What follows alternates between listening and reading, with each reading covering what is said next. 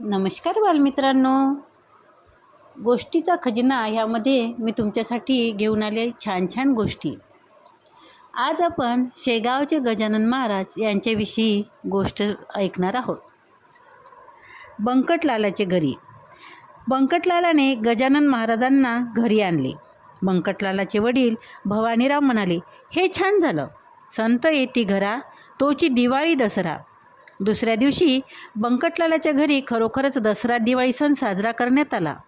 भल्या पहाटेच महाराजांना सुगंधी तेल उटणे लावून अभ्यंग स्नान घातले. त्यांना पितांबर नेसायला दिला.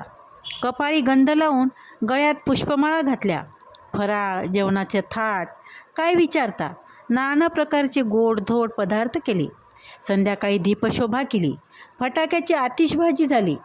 भवानीराव म्हणाले, कसं काय गजानन महाराज, जेवण यथेच्छ झालं ना? एवढंच आवडले ना सारे पदार्थ?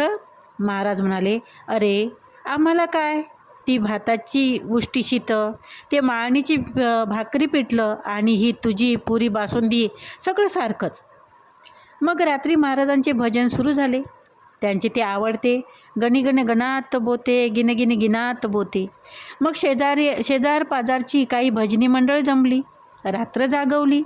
महाराज कधी गाणी म्हणायचे, कधी वेदमंत्राचा घोष करायचे. शेजारचे जानराव देशमुख खूप आजारी होते, पण महाराजांचे ते भजन आणि वेदमंत्र ऐकून त्यांना खूपच बरे वाटले. सकाळीच ते उठले, महाराजांकडे आले. त्यांनी दर्शन घेतले. ते महाराजांचे शिष्य बनले. मग महाराजांच्या दर्शनाला अनेक लोक येऊ लागले. खूप गर्दी होऊ लागली. बंकटलालाचे घर जणू एक मंदिरच बनले. रात्रंदिवस गजानन महाराज की जय अशी जयघोष होऊ लागला. बंकटलाल आणि मंडळींना खूपच आनंद झाला. एके दिवशी गजानन महाराज बंकटलालाच्या घरातून गुपचूप निघून गेले. ते पिंपळगावच्या जंगलात गेले. तेथे एक महादेवाचे पडके जुने देऊळ होते. जवळच्या ओढ्यात अंघोळ केली. नंतर ते देवळात गेले. ओम नमः शिवाय असे म्हणत त्यांनी डोळे मिटले. ते अगदी शांत शांत बसले. जंगलातील गुराखी मुलांनी महाराजांना पाहिले. मुले म्हणाली, कोण आहे रे हा बाबा? हा असा डोळे मिटून का बसला आहे? मुलांनी बाबाला विचारले, पण बाबा काही बोले ना की हाले ना. मुलांनी बाबा पुढे मग कांदा भाकर ठेवली. पंछे, बाबा डोळे उघडे ना, खाई ना. मुलांनी ओढ्याचे पाणी आणून बाबाच्या पायावर ओतले. तरीही बाबा जशीच्या तसेच. मुले गावात गेली. लोकांना त्यांनी त्या बाबाबद्दल सांगितले. लोक म्हणाले, कोणीतरी संत महंत ऋषीमुनी आले असेल, चला आपण त्यांना गावात घेऊन येऊ. मग लोकांनी पालखी सजवली व ते जंगलात गेले. तेथे महादेवाच्या देवळात बसलेले बाबा पाहिले, पण बाबा डोळे उघडे ना, हसे ना की बोले ना. लोकांनी त्यांना भगवान भोलेनाथ समजून तसेच उचलून पालखीत बसवले. थाटाने मिरवीत बाबांना गावात आणले. त्यांना मारुतीच्या देवळात बसवले. मग दिंडीचे भजन सुरू झाले.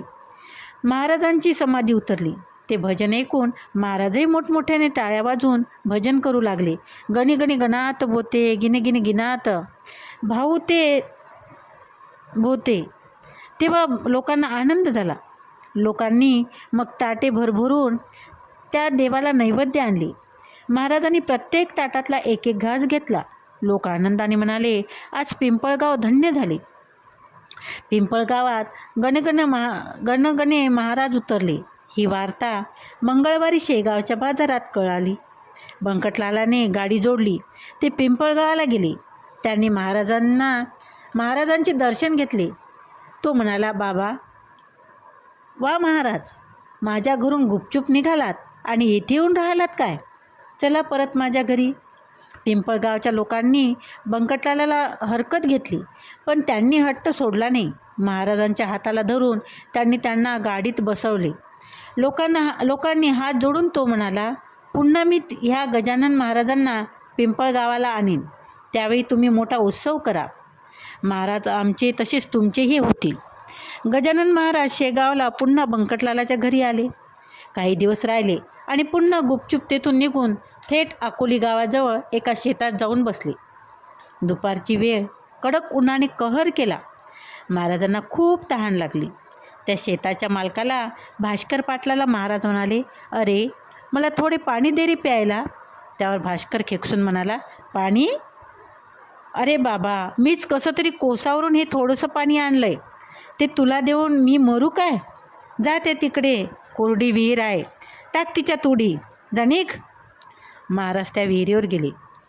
ती अगदीच कोरडी होती. महाराजांनी हात जोडून देवाची आणि गंगेची प्रार्थना केली. तोच काय आश्चर्य, ती विहीर पाण्याने तुडुंब भरली.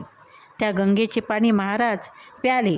भास्कर पाटलांना ते नवल पाहिले. धावत येऊन त्यांनी महाराजांचे पाय धरले. तो म्हणाला, मला क्षमा करा, मी तुमचा शिष्य आहे. ती नवलवार्ता ऐकून सारा अकोला गाव तेथे लोटला. लोकांनी महाराजांची मिरवणूक काढली, खूप थाटमाट केला. मग ही बातमी शेगावात कळली. बंकटलालाने गाडी जोडली.